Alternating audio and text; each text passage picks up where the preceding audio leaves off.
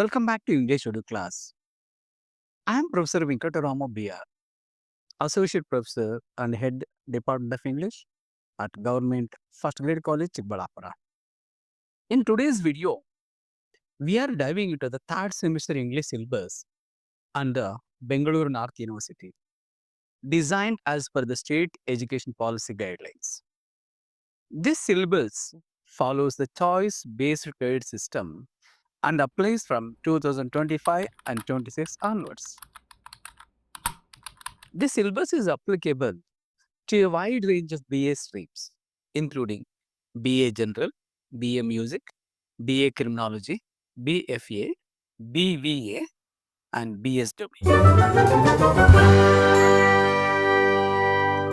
The textbook for this semester is titled Resplendence 3. Now, let us break it down section by section. First up, let us look at the literary component, which falls under section A.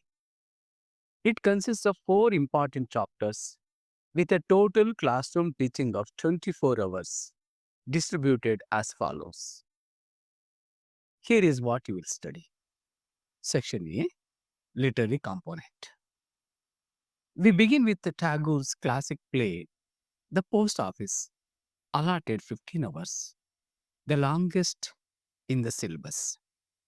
It explores themes of freedom, hope, and human connection. Next is Katherine Mansfield's A Cup of Tea. This story analyzes class divisions through a wealthy woman's fleeting act of charity. The third lesson is a speech. Give me blood, and I promise you freedom, by Netaji SubhashChandraBose. Bose's fiery speech inspires patriotism and sacrifice, reflecting India's freedom struggle. Finally, Toru's poem, The Broken Bell.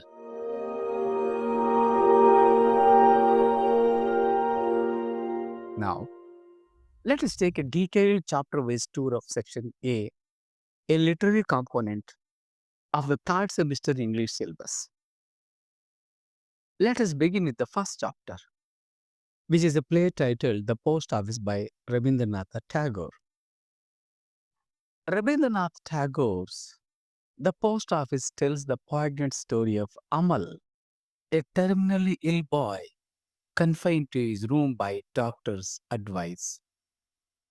Through his window, he observes the vibrant world outside, a wandering fakir, a kind dairyman, a Solomon watchman, and a flower girl named Sudha, and yearns for freedom.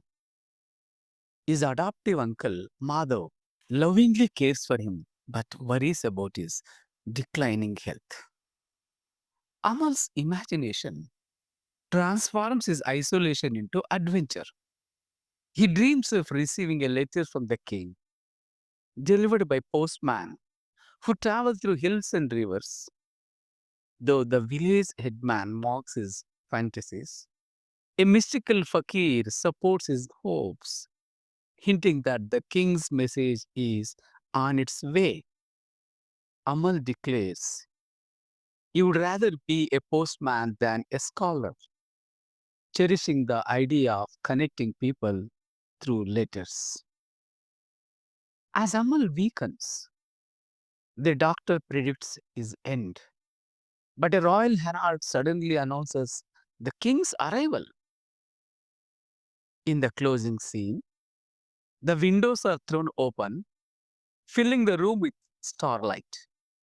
Amal, now at peace, envisions joining the king's postman in a realm beyond physical limits. Sudha leaves flowers, whispering she hasn't forgotten him, while Madhav realizes Amal's true wish wasn't wealth but purpose. The play explores themes of freedom versus confinement, hope in adversity, and death as a spiritual journey. Amal's innocent wisdom touches everyone around him, revealing that life's meaning lies not in longevity, but in love and imagination. Tagore's allegory suggests that even in stillness, one can find boundless freedom, a lesson as timeless as the stars Amal gazes upon in his final moments. Moving on to the second chapter, we have a short story titled A Cup of Tea by Katherine Mansfield. Rosemary Fell is a rich, fashionable woman who enjoys luxury. One day, she sees a beautiful enamel box in an antique shop but hesitates to buy it because of the high price. As she steps outside, she notices the cold, gloomy weather and feels a strange sadness. Just then, a poor young girl named Miss Smith approached her, shivering and asking for money to buy a cup of tea. Rosemary, struck by the girl's desperation, impulsively invites her home. She imagines herself as a kind savior, like in a dramatic novel. At home, Rosemary pampers Miss Smith with tea, food, and warmth. The girl, exhausted, relaxes by the fire, looking surprisingly beautiful. When Rosemary's husband, Philip, sees her, he is shocked and comments on how pretty Miss Smith is. This makes Rosemary uneasy. She had not noticed the girl's beauty before. Suddenly, Rosemary feels insecure. She gives Miss Smith some money and sends her away. When Philip asks about the girl, Rosemary casually says she left on her own. Then she seeks Philip's attention, asking, Am I pretty? Showing her sudden need for reassurance. The story ends with Rosemary asking Philip for the expensive enamel box she had earlier refused.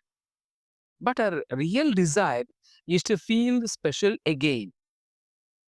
The incident reveals that her kindness was not truly selfless. It was more about her own ego than helping someone in need. Now, let us look at the third chapter, which is SubhashChandraBose's historic speech. Give me blood and I promise you freedom. It was delivered on July 4th, 1944 in Burma. Subhash Chandra Bose delivered a powerful speech to Indians in Burma during Second World War, rallying them for India's final push towards freedom from British rule. He began by reminding the crowd of the total mobilization plan introduced a year earlier and declared that the British Empire's weakening position in the war presented a golden opportunity for India's independence. Bose emphasized that unlike in 1857, when Indians were disarmed, they now had a modern army thanks to Japan's support. He highlighted the unity among India's abroad, contrasting it with British engineered divisions in India.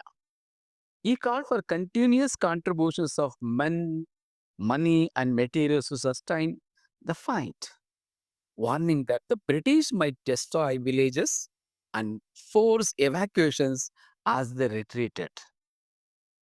He stressed the importance of a strong home front, Burma and East Asia, to supply and support the soldiers fighting inside India.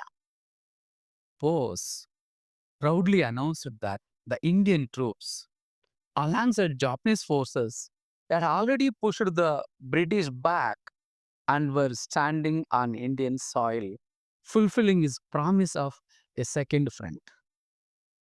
However, Bose declared that the struggle was far from over. He demanded not just resources, but supreme sacrifice from every Indian. In his most famous words, he proclaimed, "Give me blood, and I promise you freedom." He explained that freedom could not be won without martyrdom, urging his followers to embrace death for the nation's cause. His closing message was clear: only through bloodshed could India break free from British oppressions. Finally, in section A, literary component, the fourth chapter is a poem titled The Broken Bell by Toru. Toru's poignant poem, The Broken Bell, presents a striking contrast between the comforting sound of church bells and the speaker's inner emotional turmoil. On a cold winter night, the narrator sits by a fireside, listening to distant church bells, whose varying tones, sometimes loud, sometimes soft, evoke mixed feeling of both sweetness and sadness. The bells serve as a metaphor for strength and comfort, faithfully sending messages of hope and warning through the darkness like a vigilant soldier on duty. This imagery highlights the bell's reliability and its power to connect with people across distances. However, the poem then shifts to reveal the speaker's personal anguish through the contrasting image of a broken soul bell. Unlike the strong, resonant church bell, the speaker's inner voice is damaged and ineffective, capable only of producing a single painful cry. This condition is powerfully compared to a wounded soldier laying helpless on a battlefield, surrounded by death and chaos, ignored by passing riders, unable to move or even die peacefully. The soldier's trapped, suffering state mirrors the speaker's emotional paralysis and inability to fully express their pain. Through these contrasting images, Toru explores themes of communication, suffering, and isolation. The functional bell represents how voices can comfort and connect, while the broken soul bell symbolizes the frustration of being unable to articulate one's deepest emotions. The wounded soldier metaphor intensifies this sense of silent suffering and abandonment. The poem ultimately presents a meditation on the human condition, our need for expression and connection, and the profound loneliness that comes when this need goes unmet. While the external world continues with its comforting rhythms, internal suffering often remains unheard and unheeded. Toru's skillful use of contrasting imagery creates a powerful emotional impact, making the broken bell a moving exploration of silent pain and the longing for emotional release. All right, students. Now that we have covered literature in section A, let us jump into section B, where we will boost your real world English skills. This section focuses on grammar, particularly listening, speaking, and writing skills, all super useful for academics and daily life. Listening and speaking skills. First and most importantly, you will learn professional presentation skills. This includes different types of presentations, how to structure your content logically, using visual aids effectively, special presentation language, and finally delivering a perfect presentation. Next up, we focus on two essential speech types: that is, in public speaking. The first one is welcome speech for events. The second one is vote of thanks speeches, reading and writing skills. Moving on to reading skills, we'll spend about 3 hours in the classroom. The things we learn in this is the reading techniques, better comprehension methods, note making and note taking skills. Similarly important are note making and note taking skills. You will learn how to make effective notes, smart note taking strategies, referencing skills. Additionally, we will cover proper referencing to avoid plagiarism, crucial for academic writing, letter writing. Now, let us discuss practical writing. You will practice leave letters, complaint letters, permission letters, apology letters, diary writing. Furthermore, we will explore personal writing through diary entries, great for self expressions, translation or story writing. Lastly, we will choose between translation exercises or creative writing, that's creative story writing, a perfect chance to showcase your language creativity. Friends, that's a wrap on your third semester English syllabus, section A and B.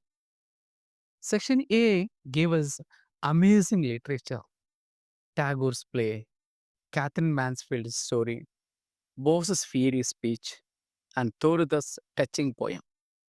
Section B equipped us with practical skills from confident presentations to professional writing skills.